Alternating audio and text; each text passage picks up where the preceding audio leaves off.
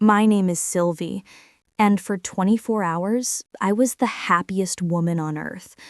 It sounds like a cliche, I know, but it's true. The renewal of our vows was more beautiful than our actual wedding. Maybe because we knew what we were celebrating this time. Not just promise, but endurance. Not just hope, but proof. We'd made it through 15 years, through career changes, through the quiet grief of infertility, through the mundane erosion that can wear down any marriage. We'd polished ours back to a shine. That's what I believed. The ceremony was in a sun-drenched vineyard, all golden light and twisting vines. I wore a simple ivory linen dress. My husband, Ronan, wore the same shade of blue that matched his eyes. Our hands, older now, faint lines tracing stories we'd written together, clasped tightly as we repeated the words, to have and to hold, from this day forward, for all the days of my life. This time, the vow felt heavy, precious, earned. His best man, Leo, stood beside him. He'd been the best man at our first wedding, too, a constant, a ruddy-faced, loyal fixture, Ronan's brother in all but blood. He gave a toast at the reception that had everyone laughing and crying. He talked about Ronan's steadfast heart, about my patience, about the fortress of a love we'd built. He lifted his glass, his eyes meeting mine, to Sylvie and Ronan, a testament to real love. I felt bathed in a kind of grace. I danced with my husband, my head on his shoulder, breathing in his familiar scent of sandalwood and crisp cotton. "We did it," I whispered. He kissed my temple. "We did, my love. A fresh start." The party wound down, the lanterns glowed. Goodbyes were long and warm, filled with the heartfelt exhaustion of a perfect day. As Ronan was pulled into one last conversation with an old college friend, I found myself near the stone archway where we'd said our vows, just soaking it in. That's when Leo appeared beside me. He wasn't smiling anymore.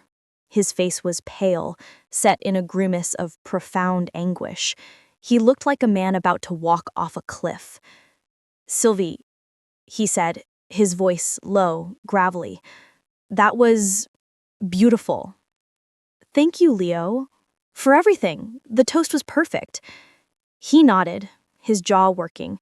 He couldn't meet my eyes. He reached into the inside pocket of his suit jacket and pulled out a small, cream-colored envelope. It was pristine, unmarked. "I've held this for 6 months," he said, his voice barely audible over the rustling leaves. "I told myself I'd burn it, that some secrets are tombs for a reason." He finally looked at me, and his eyes were swimming with pity, so deep it felt like a physical blow. "But watching you today, hearing you promise him your all, I can't be the keeper of this anymore. You deserve to know the truth." He pressed the envelope into my hand. His fingers were ice cold. "Don't open it here. Don't open it near him." And then he turned and walked away, disappearing into the shadows of the vineyard without a backward glance. The envelope sat in my palm, inert, yet it seemed to radiate a terrible cold. "You deserve to know the truth." What truth? What could possibly need this kind of delivery, in this moment? From Leo? All my joy, that golden, buoyant happiness, crystallized into a hard, cold dread in the pit of my stomach. I slipped the envelope into the small silk purse I carried. The drive home was quiet. Ronan held my hand, humming contentedly. "A perfect day," he sighed. I squeezed his hand, my fingers numb. All I could feel was the weight of that envelope, burning a hole in my purse on the floorboard. "A perfect day," I echoed, my voice sounding strange to my own ears. At home, Ronan, buoyed by wine and happiness, fell asleep quickly, a soft smile on his lips. I stood in the walk-in closet of our bedroom, still in my linen dress, the house silent around me. The envelope felt like a live thing. With trembling hands, I turned on the single closet light and tore it open. Inside were two things. The first was a photograph. It was slightly grainy, taken from what looked like a car window. It showed Ronan in the suit he'd worn to a finance conference in Chicago 8 months ago. He was standing on a city street, not at the conference hotel. He was laughing, and he had his arm around a woman. A young woman. She was tucked into his side, her face turned up toward his, her expression one of intimate, easy joy. She was beautiful in a way that was completely foreign to my world. Sharp, contemporary, all sleek dark hair and confident posture. This wasn't a colleague. This was a look of possession. My breath left my body. I fumbled for the second item. It was a single sheet of paper, a printed copy of a flight itinerary. Not Ronan's. A flight from Chicago to Nassau in the Bahamas. Departure date, the day after his conference ended. Passenger names, Ronan Thorne and Anya Voss. Return date, 3 days later. A weekend, a long weekend. And below that, a hotel confirmation. The Coral Cove Resort, 1-bedroom suite, ocean view. And below that, a screenshot of a text message thread. Ronan's number, an unfamiliar number. The last message, sent from Ronan, read, "This weekend was a dream. You are a dream. Back to reality, but I'm taking that sunburn with me. Everywhere." The date on the text was 8 months and 1 week ago. I slid down the wall of the closet, the linen dress billowing around me, the cool carpet against my legs, the sound of my own heartbeat, loud and frantic in my ears. 8 months ago. That was a specific, hellish period. My mother had just been diagnosed. The tests, the fear, the long nights at the hospital. I'd been a raw nerve, terrified, leaning on Ronan completely. He'd been my rock. He'd held me at night when I cried. He'd made the calls, organized the second opinions, told me, "We'll get through this, Sylvie. I've got you." While I was in a hospital waiting room drinking vending machine coffee and praying for good news, he was in the Bahamas with Anya Voss. While I was sobbing into his chest about the fragility of life, he had the scent of another woman's sunscreen on his skin. The conference. He'd called every night. He'd sounded tired, but loving. "I wish I was there with you," he'd said. And I, fool that I was, had told him, "No, focus on your work. We're okay." He'd sent me a picture of his room service steak, the city lights blurred behind him. A lie, taken from a hotel room he'd barely used. The pieces began to snap together, sharp and cutting. His sudden, newfound passion for wellness and mindfulness after that trip, the new cologne, the occasional distant look in his eyes I'd mistaken for concern over my mother, his increased work trips, which had tapered off only after my mother's prognosis stabilized and after I'd initiated the conversation about renewing our vows. He'd been so touched, so enthusiastic. "Yes," he said, tears in his eyes. "Let's do it. Let's recommit." I'd thought it was a renaissance. Now I saw it for what it was. A cover-up. A grand, romantic gesture to wallpaper over the crack in our foundation. I sat in that closet for hours. The dress I'd felt so beautiful in felt like a costume. The renewed vows echoed in my head, now a grotesque parody. For better, for worse. He'd had his better with her on a beach. I lived the worse alone, in a hospital. I didn't wake him. I didn't scream. The betrayal was so vast, so cold, it froze me solid. I spent the next week as a ghost. I performed the rituals of our life, making coffee, asking about his day, laughing at the right moments, all while the image of that photograph, that itinerary played on a loop behind my eyes.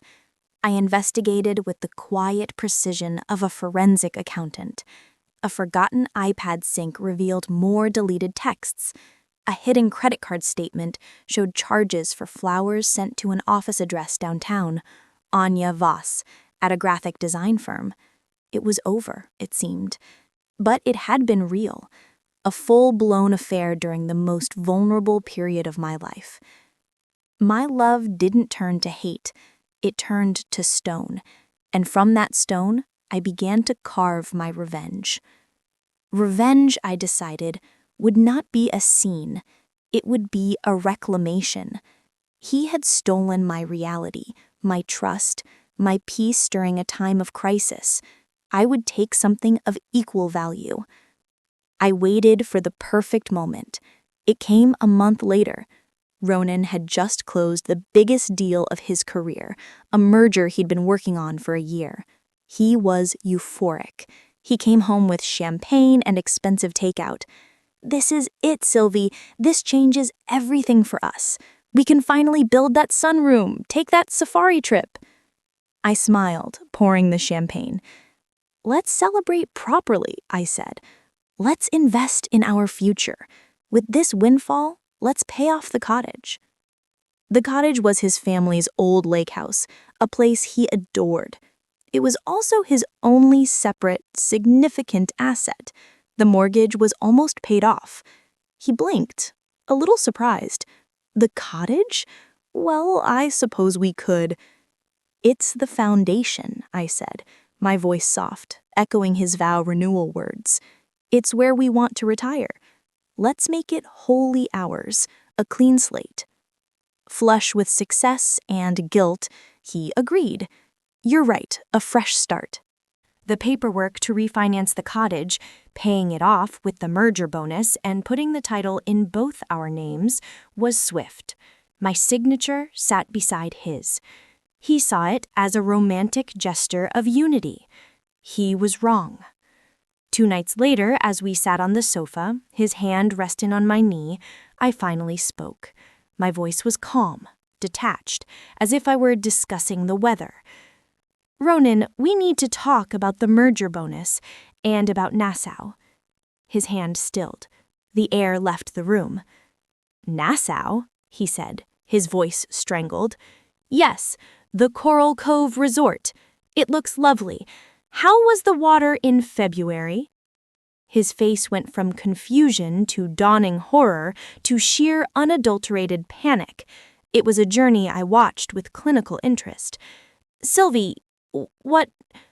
Who told you?"